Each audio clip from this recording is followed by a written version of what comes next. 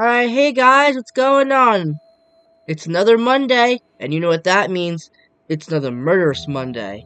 And today, we are going to be talking about Richard Caputo. Who was he?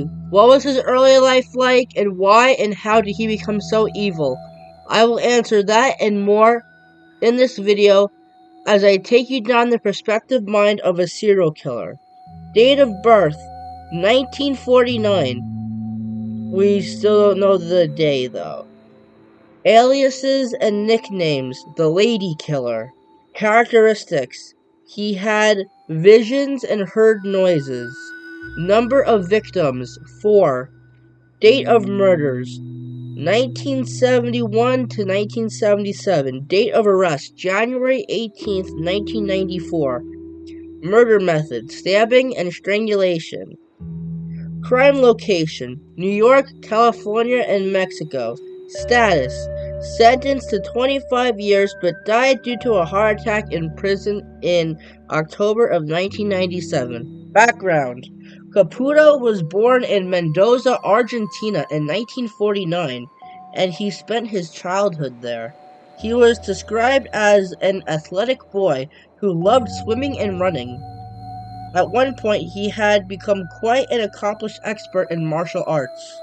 He was also very good at sketching. As an adult, he relied on his talent to make money when he traveled, often sketching customers in bars in exchange for a fee.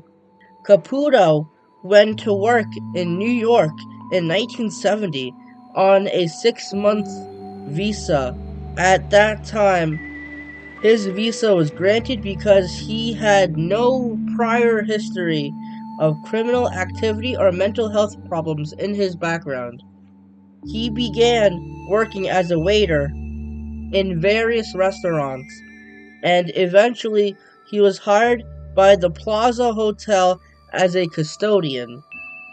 At a local bank, he met a teller named Natalie Brown, who was 19 years old and lived on Long Island with her parents. Before long, they started dating. She was an attractive young lady with long dark hair and a lovely smile. Her goal was to follow in her mother's footsteps and become a nurse. Brown's family lived a lifestyle opposite to Caputo. While he lived in cheap rented rooms and worked a menial job, her family was far more affluent. They continued dating. However, a year later, they traveled around Europe together. Upon their return to the US, they announced their engagement, but a marriage would never take place, and their relationship was far from healthy. Murders.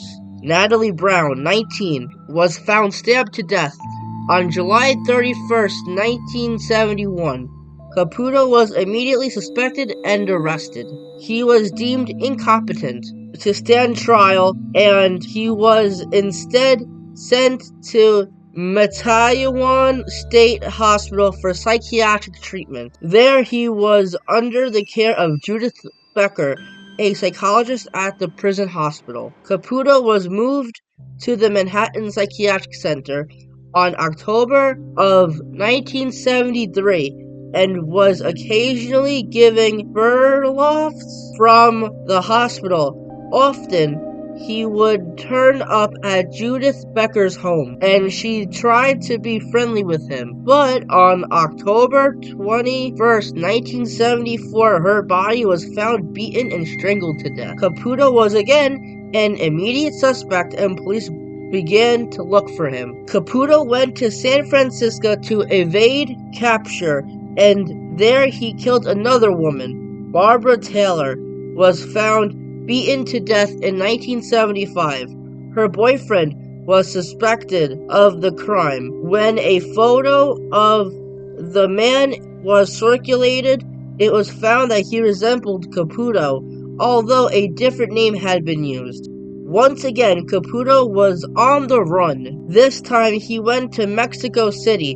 He killed Laura Gomez there. There in 1977, though is little known about the murder. Also, Other suspected victims: Devon Green, Los Angeles, 1981.